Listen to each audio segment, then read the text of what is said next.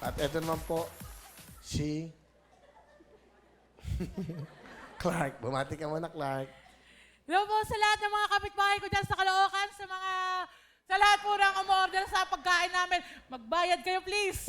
Tapos, sa mga teacher ko, sa mga kaibigan ko, sa lahat na nagpapabate, babatiin ko na kayo. Woo! Artista na ako. Lahat ng mga nagpakasa sa akin, maglaway kayo. Ay, gusto ko. Ano yung mo sabihin nagpasa sa'yo? Wala lang. Simpleng hi. Ako lang, kilig-kilig. Ganun. Ilan taon ka na ba, Clark? 17 po. Ba, bata pa. Opo, anong mukhang ginagawa 24. Di naman. Anong ginagawa mo? Estudyante po ako ngayon, grade 12 sa STI College Novaliches, ABM po. Bakit ka sumali dito? Ayun po. Unang-una po, syempre, para makatulong sa pamilya, tapos para maipakita ko rin po yung talent ko, tapos maka-inspire po ng iba. Ano bang pangarap mo? Marami po akong gustong maging paglaki ko. Malaki na pala ako. Pagtanda ko pala. Gusto kong maging accountant, gusto kong maging teacher, gusto kong maging artista, gusto maging chef, gusto kong maging presidente ng Pilipinas. Galing bakit? Ba't mo gusto maging presidente ng Pilipinas? Para maibalik ko po yung dating sigla ng ating bayan na ninakaw ng mga dayuhan. Ano trabaho ang tatay mo? Yung tatay ko po, nagtatrabaho po siya sa factory, nag-aayos po ng mga dokumento para pang-export po. Tapos, nagpapa-order din po ng mga pagkain kasi nanay ko po may karinderya na maliit sa bahay po. Tapos, dinadala po namin doon. Yun po. Okay. Meron ka bang girlfriend? Wala pa po. Hindi ka ba nagka-girlfriend? Hindi pa po. Bakit? Hanggang asa lang po. Hindi po at saka ayoko pa po kasi magpapayaman pa ako. Tama yun. Aanhin ko yung babae kung wala naman akong pera. So, kailangan meron kang pera. At saka po, kung gusto ko, pag magkaka-girlfriend ako, siya na yung magiging asawa ko. Kasi mahirap naman kung mag-girlfriend lang ako tapos laro-laro lang. Laki-laki ko na eh. Tama. So, dapat may pera ka. Yung mabubuhay ko sila kahit buhay pa naman sila. Amal. Magandang kanyang adhikain sa buhay. Hindi katulad, yun ang gusto mo sa isang lalaki, di ba? Yung maraming pera? Yes naman, Will. 17 years old ka. Opo. 17 din siya. Oh. Oh. Hi. Hello.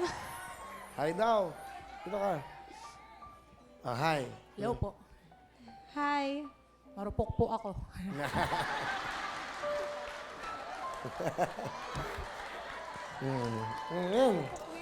Ano? Ano yung marupok? Marupok, ibig sabihin nun, mabilis siyang madala. Fragile. Handle with care. Para siyang salamin. Dapat hindi mo siya basta-basta. Alam mo na. Meron ka ba? Ano ba ang tipo mo sa isang lalaki? Sa isang babae? Sino po bang kausap niyo ko? Ako po ba? Sorry. Ano ba ang gusto mo sa isang babae? Malalahanin. Tapos, matalino. Ay, hindi ka pwede. Medyo obobs to eh. Obobs. Tapos, may dalawang mata, ganun. May buhok pa, ganun. Ayan. Tapos, kaya akong ipagtanggol. Ikaw ba, nagaganda ka ba kay Amal? Maganda po. Ganda. Ganda. Ano ba gusto mo sabihin kay Clark?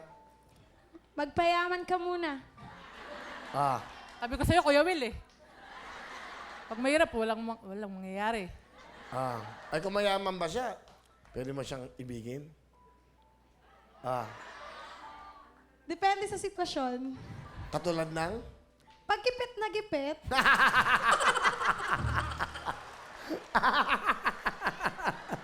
Walang iya ka. Pangkipit na kipit ka pala eh. Kuya Will, ayoko yung sa babaeng pera lang habol sa akin. di uuwi na ako. Sira ulo to. Talagang mukhang pera eh, no? Okay, hindi, bibiro lang yan. Clark, pakilala mo, sino kasama mo? Ayan, pinapakilala ko po sa inyong lahat ang napakasipag kong tatay, si Tatay Teddy! Magandang hapon, paring Will. Mang Teddy, kamusta kayo? Okay naman po. Ilan na anak nyo? Dalawa po, yung panganay, saka yung bunso ko, 7 years old. Ano gusto mo sabihin sa anak mo? Anak, yung hindi sa gandang lalaki yan. Basta mahal mo isang tao, tatanggapin ka. Pagpatuloy mo lang yung pag-aaral, sana yumaman tayo. Yung gusto mo. Para matupad yung mga pangarap mo, hindi ka apihin ng mga babae. Tanda mo lang, mahal na mahal ka namin ng nanay mo. Ayun po.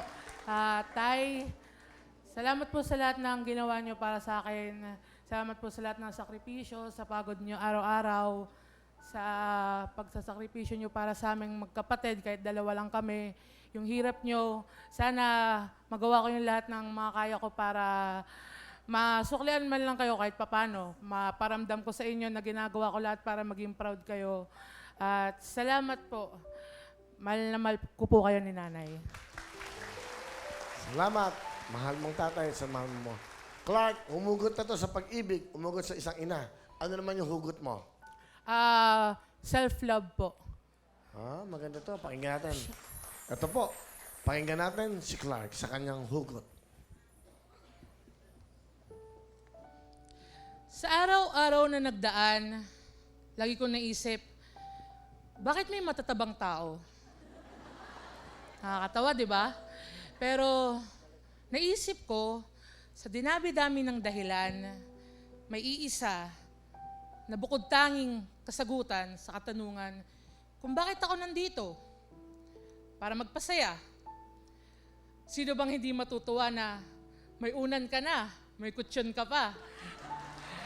Yung tipong may punching bag ka kung gusto mo.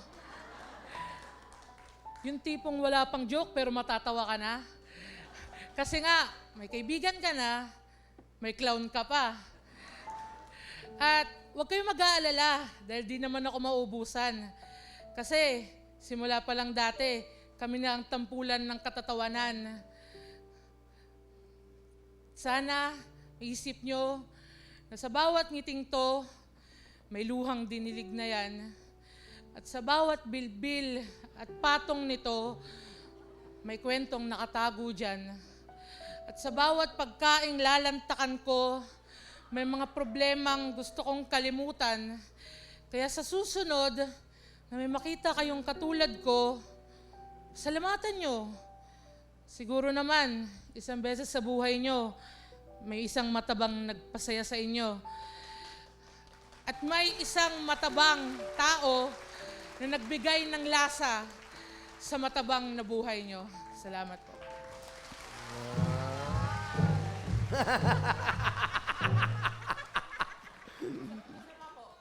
Isa pa daw.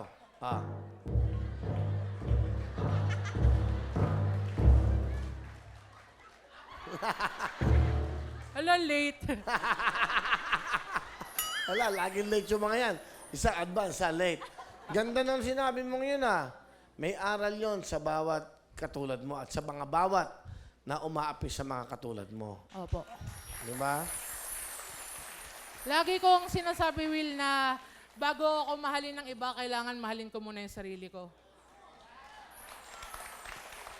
Ganda sa mga bawat bilbil na ito may nakatago. Ang ganda na Oo. Ano yung nakatago? Pawis. Mga armas po, gano'n. Ano mga sabi mo doon, Donita? Maganda. Ganun man ang iyong katawan, pero ang katauhan mo ay hindi matatawaran. Bawat tao sa atin, may kanya-kanyang iniibig at iibigin.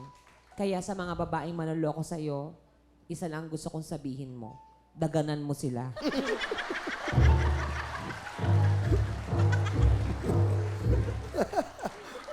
Wala na naman ulit. Okay.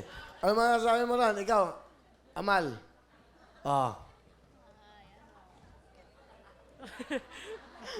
Sa bilbil mo, may pera ba dyan? Mukhang pera talaga. Okay. Clark, meron kang 10,000. Thank you, Will!